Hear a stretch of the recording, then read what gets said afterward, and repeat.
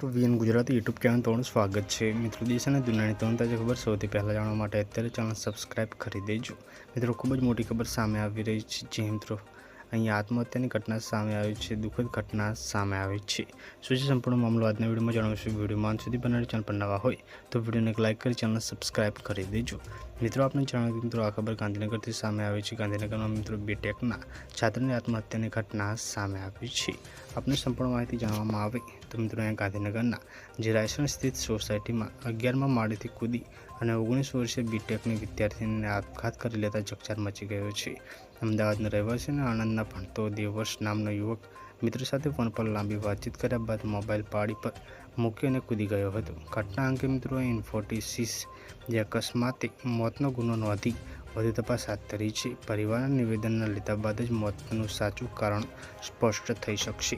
તો ખૂબ જ મોટી દુઃખદ ઘટના સામે આવી ગઈ છે।